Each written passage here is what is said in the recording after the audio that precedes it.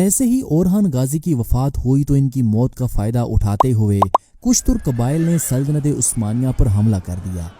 ان میں سے کرمان قبیلہ پیش تھا، جس نے عثمانی سلطنت پر حملہ کر کے انقرہ کے آس پاس کا علاقہ لوٹ لیا تھا۔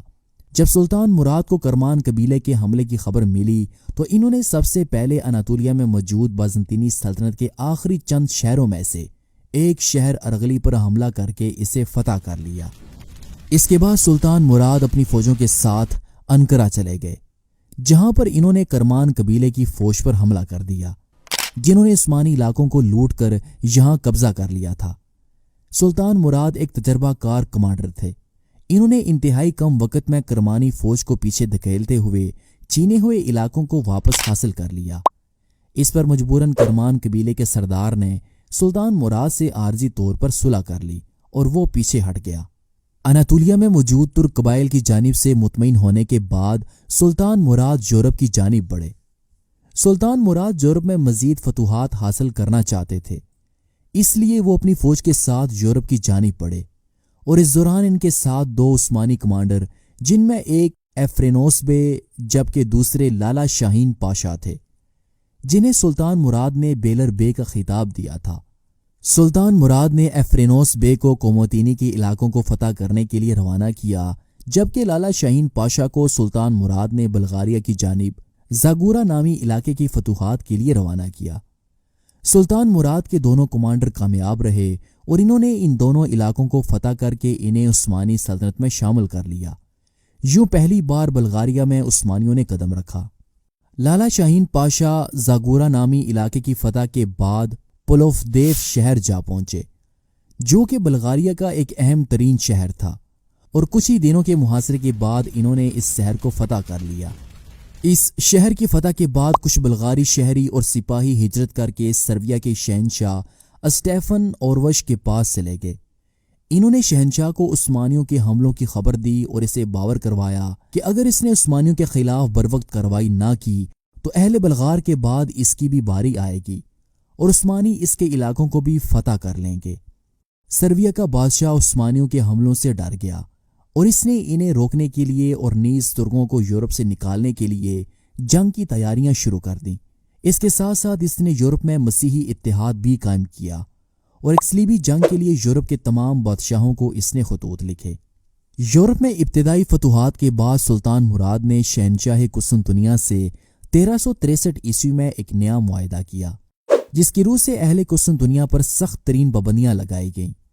اس معاہدے کے تحت مشرقی رومی سلطنت عثمانیوں کو ٹیکس ادا کیا کرے گی۔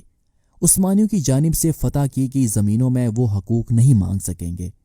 عثمانی سلطنت کے خلاف وہ کسی بھی دوسری مسیحی ریاست سے اتحاد نہیں کریں گے، اور ضرورت پڑنے پر وہ عثمانیوں کو فوجی مدد بھی فراہم کریں گے۔ ادھر یورپ میں سربیا کے شہنشاہ کی صلیبی جنگ میں حصہ لینے کے لیے پوپ اربن پنجم کے اکسانے پر ایک صلیبی فوج تیار کی گئی، جس میں سربیا، ہنگری، بلغاریہ، ولاچیا اور بوسنیا نے شرکت کی۔ جلد ان 5 ریاستوں نے مل کر ایک بڑی فوج تیار کی، جس کی تعداد کم و پیش 60,000 کے قریب تھی، اور اس فوج کی کمان ہنگری کے بادشاہ لایوش کے زیر کمان تھی، جو اس فوج کو لے کر ادرنے پر حملہ کرنے کے لیے روانہ ہوا۔ سلطان مراد اس وقت اناطولیہ میں بورسا شہر میں موجود تھے۔ جیسے ہی ادرنے میں لالا شاہین پاشا کو عیسائیوں کے اس لشکر کے پیش قدمی کرنے کی خبر ملی تو انہوں نے سلطان مراد کو عیسائیوں کے حملے سے انہیں آگاہ کیا۔ عیسائی لشکر بغیر کسی آرام کے تیزی کے ساتھ عثمانیوں کی جانب پیش قدمی کر رہا تھا۔ لالا شاہین پاشا نے اس فوج کی رفتار کو سست کرنے کے لیے فوری طور پر حاجی البے کی کمان میں انہوں نے 4000 سپاہیوں پر مشتمل ایک چھوٹا سا دستہ روانہ کیا۔ اگرچہ لالا شاہین پاشا کے بھیجے ہوئے اس معمولی لشکر کا عیسائی لشکر کے ساتھ کوئی مقابلہ نہ تھا، لیکن یہ دراصل ایک حکمت عملی تھی جس کے مطابق عیسائی لشکر کو روکے رکھنا تھا تاکہ اس دوران سلطان مراد اناطولیہ سے یورپ میں باقی فوج کے ساتھ پہنچ سکیں۔ سلطان مراد نے اپنی فوجوں کو اناطولیہ میں جمع کیا، لیکن اگر سلطان مراد برق رفتاری سے بھی یورپ میں پہنچنا چاہتے تو ممکن نہیں تھا، کیونکہ صلیبی لشکر عثمانی سرحدوں کے بالکل قریب پہنچ چکا تھا اور سلطان مراد کے اور ادرنا شہر کے درمیان ہزاروں میل کا فاصلہ تھا۔ اگر لالا شاہین پاشا سلطان مراد کے آنے کا انتظار کرتے تو تب تک بہت دیر ہو جاتی، انہوں نے فیصلہ کیا کہ وہ سلطان مراد کا انتظار کیے بغیر اس عیسائی فوج کا مقابلہ کریں گے۔ شاہین پاشا جانتے تھے کہ برسوں سے جو فتوحات ہم نے یورپ میں کی ہیں، اگر اس وقت عیسائیوں کو نہ روکا گیا تو یہ تمام علاقے ان کے ہاتھ سے نکل جائیں گے۔ لالا شاہین پاشا نے ادرنے میں اپنے ترک سرداروں کے ساتھ مشاورت کی، جس کے بعد انہوں نے ایک بڑا ہی مشکل لیکن تاریخی فیصلہ کیا۔ انہوں نے یہ فیصلہ کیا کہ وہ ادرنے میں دفاعی پوزیشن کے بجائے شہر سے نکل کر عیسائی فوج کا سامنا کریں گے اور میدان جنگ میں انہیں شکست دے کر ان کی طاقت کو ختم کریں گے۔ اس کے لیے انہوں نے جنگی تیاریاں مکمل کیں اور شہر سے نکل کر اپنی فوج کو ایک محفوظ مقام میں چھپا دیا، اور حملے کی رات کو انہوں نے اللہ تعالیٰ کے حضور گڑ گڑا کر مدد کی دعا مانگی۔ ادھر صلیبی لشکر بغیر کسی عثمانی مزاحمت کے جب ادرنے شہر تک پہنچ گیا تو اس نے یہ سمجھا کہ عثمانیوں پر فتوحات حاصل کرنا تو بالکل آسان کام ہے، اس لیے انہوں نے ادرنے کو فتح کرنے سے پہلے ایک میدان میں اپنے لشکر کے ساتھ پڑاؤ ڈالا اور ایک بڑے جشن کا انہوں نے اہتمام کیا۔ عیسائی لشکر بے انتہا خوش تھا اور وہ اپنی اس ابتدائی فتوحات پر پھولے نہیں سما رہا تھا۔ رات کے اندھیرے میں صلیبی فوج شراب اور نشے میں مدہوش ہو چکی تھی۔ کچھ سپاہی تو سو چکے تھے جبکہ باقی کے سپاہی شراب و کباب کی مستی میں بدمست تھے کہ فتح کے جشن کے دوران اچانک پڑاؤ کے چاروں اطراف سے تکبیر کی آوازیں بلند ہونا شروع ہو گئیں۔ یہ دراصل عثمانی کمانڈر لالا شاہین پاشا کی ایک چال تھی۔ وہ اچھی طرح سے سمجھتے تھے کہ وہ اپنے مختصر سے دستے کے ساتھ اس صلیبی فوج کا مقابلہ نہیں کر سکتے، جس کی تعداد کم و بیش 60,000 کے آس پاس تھی۔ انہوں نے فیصلہ کیا کہ جب رات کے وقت صلیبی فوج آرام کر رہی ہوگی اور وہ شراب کے نشے میں دھت ہوگی تو اس وقت صلیبی لشکر پر حملہ کرنا انتہائی آسان ہوگا۔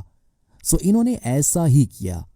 حملے سے پہلے عثمانی فوج نے ڈھول کی آواز سے رات کے اندھیرے میں خوف و ہراس پیدا کر دیا، اور پھر لالا شاہین پاشا اور حاجی علبے اپنے اپنے سپاہیوں کے ساتھ نعرے تکبیر کے ایمان افروز نعروں کی گونج کے ساتھ عیسائی لشکر پر ٹوٹ پڑے۔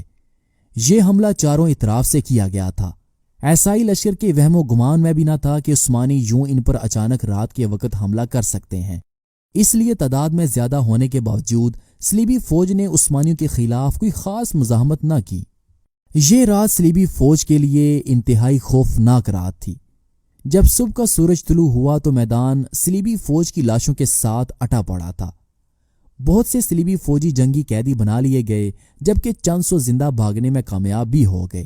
ہنگری کا بادشاہ لایوش بھی اس حملے میں اپنی جان سے ہاتھ دھو بیٹھا تھا۔ یوں یورپ سے ترکوں کو نکالنے کا خواب صلیبیوں کا خواب ہی رہا۔ لالا شاہین پاشا نے اس جنگ میں شاندار فتح حاصل کی۔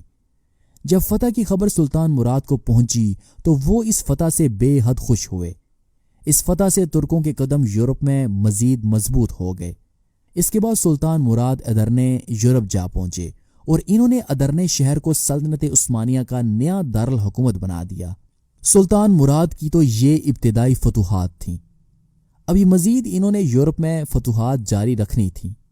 انشاءاللہ اگلی آنے والی ویڈیو میں ہم آپ کو سلطان مراد کی باقی کی فتوحات کے بارے میں بتائیں گے۔